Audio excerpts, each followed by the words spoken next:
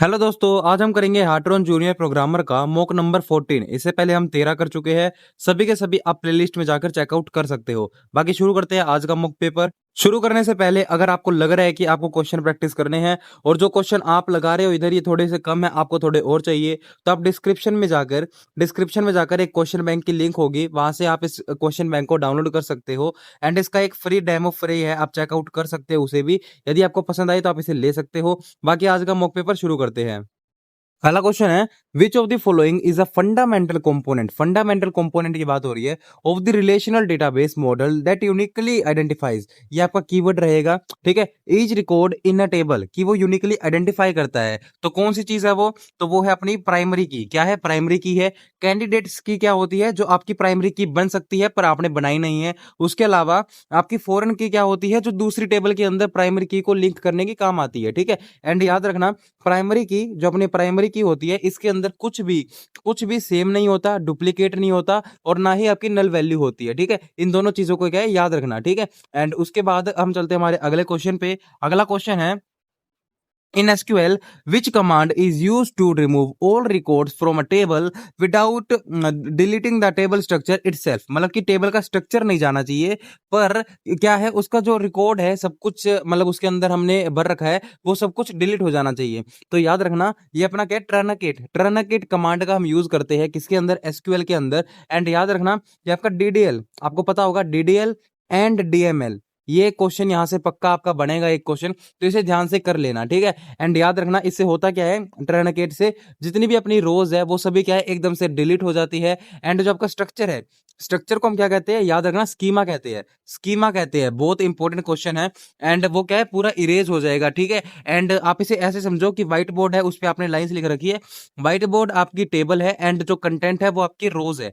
आप वो क्या है, अपना डस्टर है, जो ट्रनकेट अपना डस्टर है, आप उससे इसे इरेज कर दोगे, ठीक है, इसे इरेज कर दोगे, पर आपका व्हाइट बोर्ड रह जाएगा, ठीक है। तो वही है। आगे चलते हैं, आगे अपने पास है, which normal form deals with the removing partial functional dependencies on a composite primary key।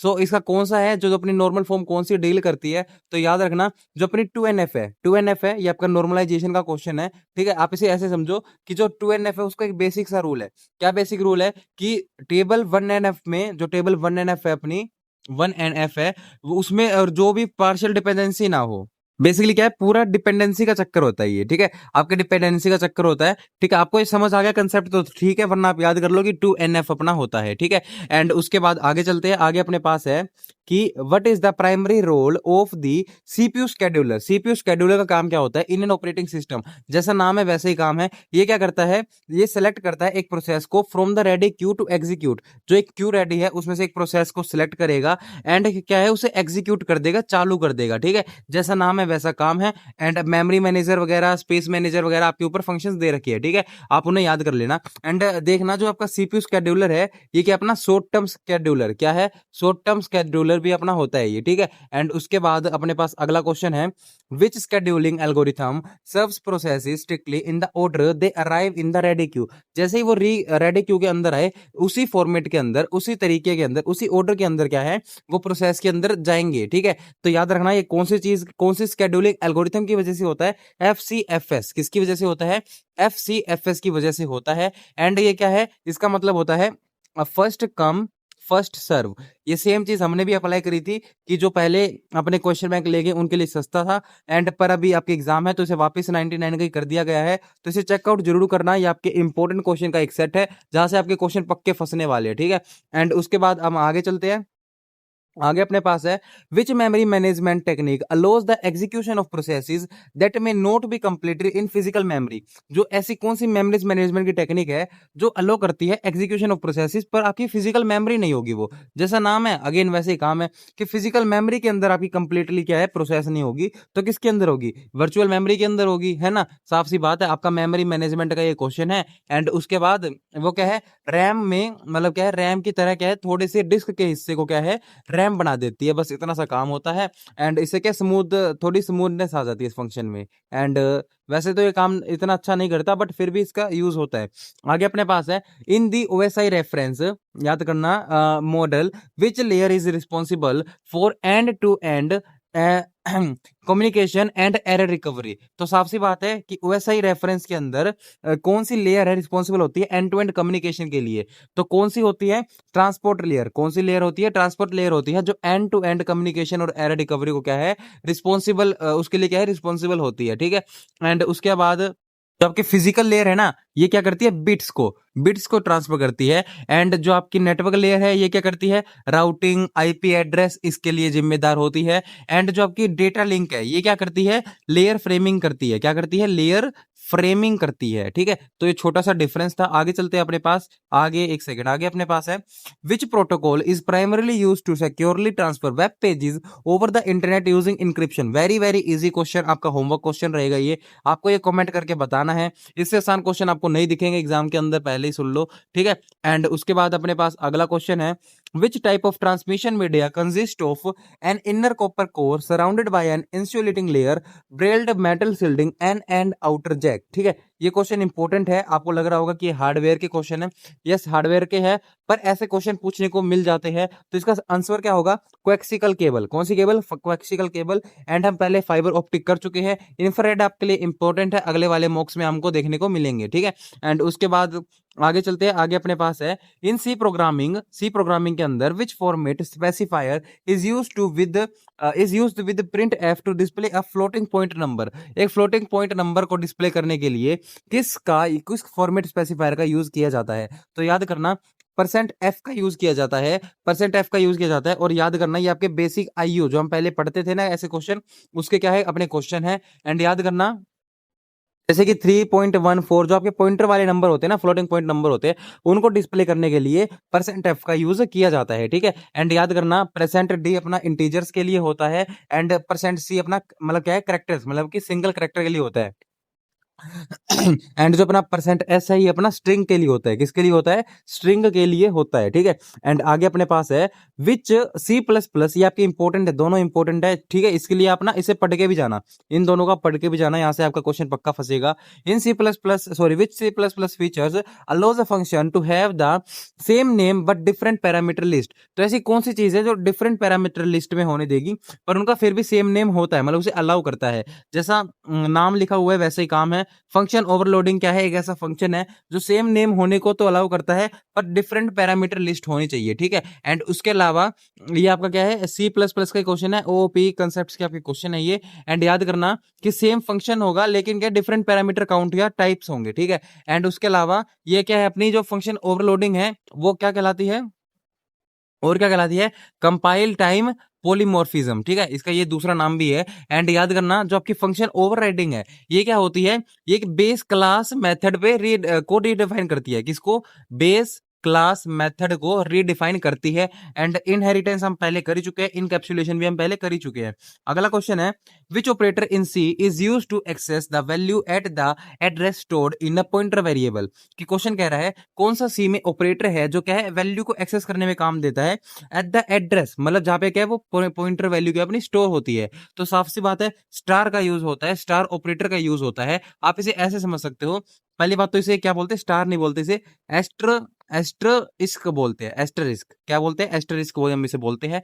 हम इसे क्या बोलते हैं, और डिफरेंसर डी रेफरेंस पॉइंटर बोलते हैं, ऑपरेटर बोलते हैं, डी रेफरेंस ऑपरेटर बोलते हैं। स्टार मैंने इसलिए बोला क्योंकि जिससे आपको क्या है, जल्दी से समझ आ जाए। ठीक है। एंड उसके अलावा जो एंड है, ये आपका क्या करता है, वेरिएबल का एड्रेस देता है। क्या करता है? वेरिएबल का एड्रेस देता है। एंड उसके अलावा ये जो अपना ये है, ये क्या करता है, पॉइंटर टू स्ट्रक्चर क्या है, मेंबर एक्सेस करता है। ठीक है। एंड उसके अलावा अपना जो फुल स्टॉप है, वो क्या है, डायरेक्ट स्ट्रक्चर मेंबर को क्या है, एक्सेस करता है। ठीक है। अब आगे चलने से पहले इसे हम बोलते हैं स्ट्रक्चर पॉइंटर ऑपरेटर। ठीक है। एंड आगे चलते हैं, आगे अपने पास है, विच component of the Java platform execute the compiled Java byte code. कि क्वेश्चन कह रहा है कि जावा में कौन सा कंपोनेंट जावा प्लेटफॉर्म पे एग्जीक्यूट करता है कंपाइल्ड जावा बाइट कोड को। तो हम ये पहले भी कर चुके हैं, वर्चुअल मशीन है, सॉरी वर्चुअल मशीन है।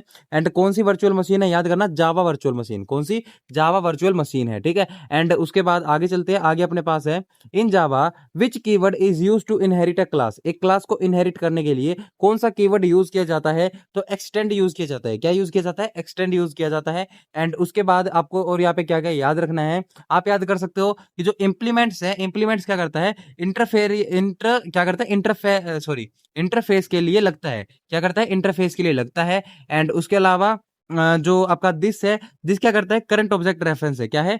करंट ऑब्जेक्ट रेफरेंस है। ठीक है। एंड आगे चलते हैं, आगे अपने पास है which primitive data type in Java is used to store a single 16-bit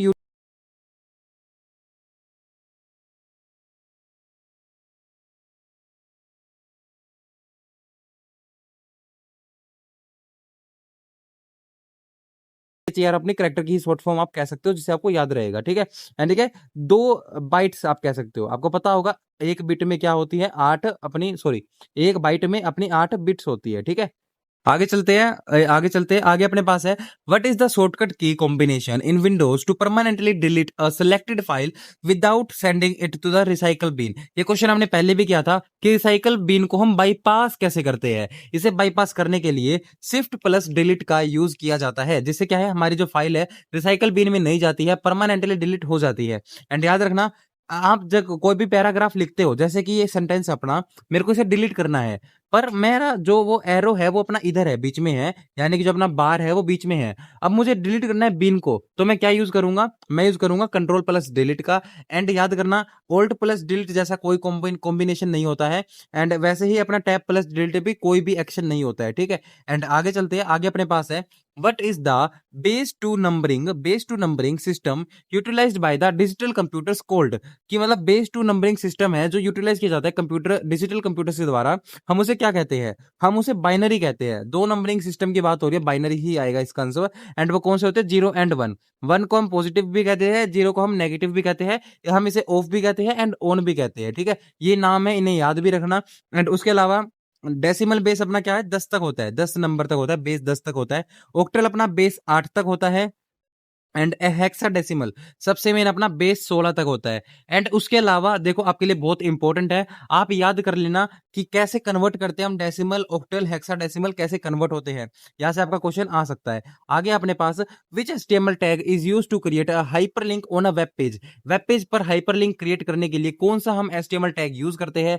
again very easy question, हम यूज करते हैं ए का। ठीक है। क्या है? Basically bracket open A and bracket close, hyperlink क्या है? क्रिएट करता है। एंड उसके अलावा आप इसे ऐसे कह सकते हो, एचरेफ का भी यूज करते हैं हम। ये क्या है? बेसिकली अपना हाइपरलिंक के ही प्रोसेस में काम आता है। ठीक है। आपका एग्जांपल ये हो जाएगा, page dot H T M L click hyperlink बनाना है तो लास्ट में हम ये कमांड भी पुट कर देंगे। ठीक है। एंड ये आपका सिंपल सा एग्जांपल है। एंड जो आपका लिंक है ये क्या करता है? एक्सटर्नल स्टाइल शीट्स को कनेक्ट करता है। एचआरएफ क्या है? एचआरईएफ एक एट्रीब्यूट है, जैसे मैंने अभी यूज करके दिखाया। ये आपका क्या है? एक एट्रीब्यूट है, टैग नहीं है। दोनों में अंतर आपको पता होना चाहिए, टैग और एट्रीब्यूट में।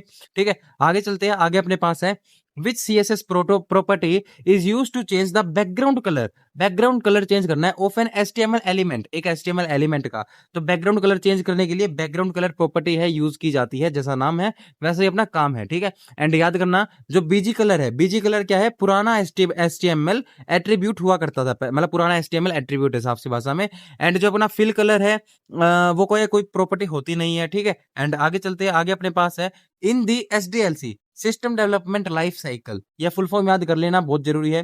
What is the primary purpose of the feasibility study. हमें क्वेश्चन पहले कर चुके हैं, फिजिबिलिटी स्टडी का काम क्या होता है? याद करना, determining whether the project is part practically and financial viable. कि जो अपना प्रोजेक्ट है वो प्रैक्टिकली और फाइनेंशियली विएबल है, पॉसिबल है, उस चीज को क्या है? चेकआउट करता है। ठीक है।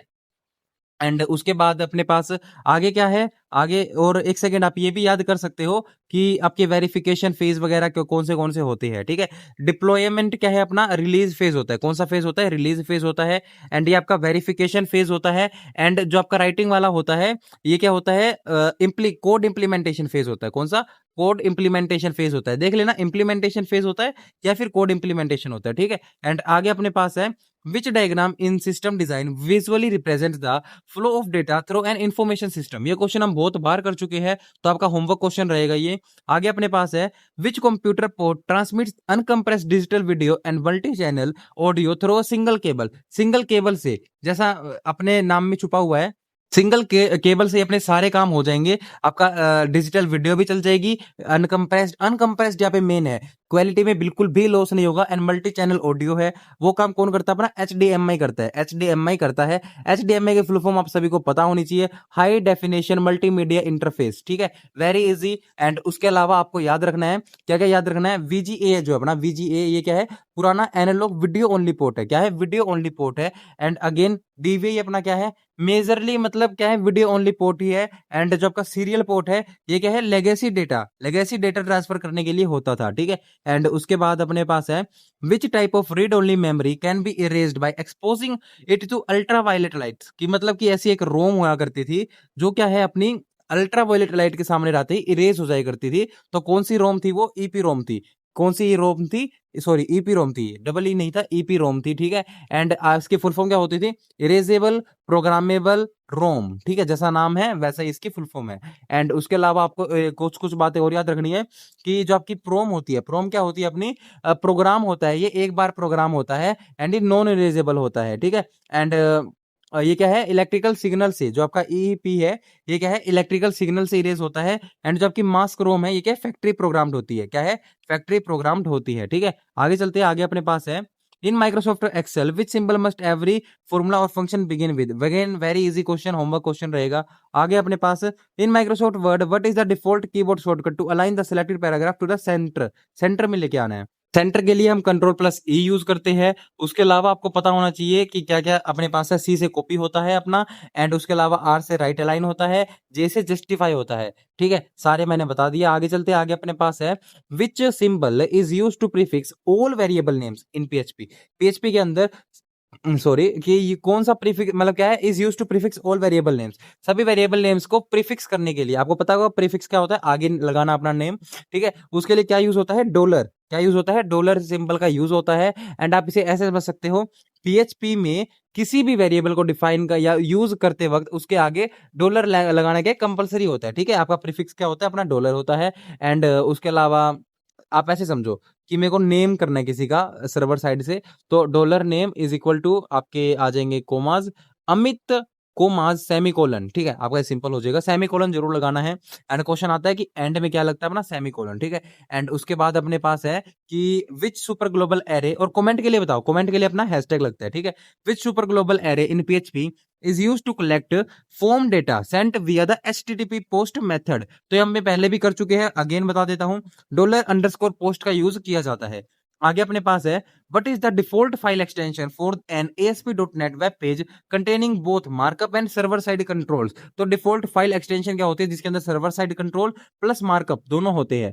ठीक है, तो कौन सी होती है, ASPX। क्या होती है, ASPX होती है। एंड उसके अलावा HTML CS ASP आप सभी को पता होगा। एंड उसके अलावा याद रखना, अपनी क्लासिक ASP होती है, उसके लिए .ASP अपना यूज किया जाता है। ठीक है, एंड अब आगे चलते हैं। आगे अपने पास है, इन ASP.NET web forms which event in the page life cycle occurs first when a page is requested.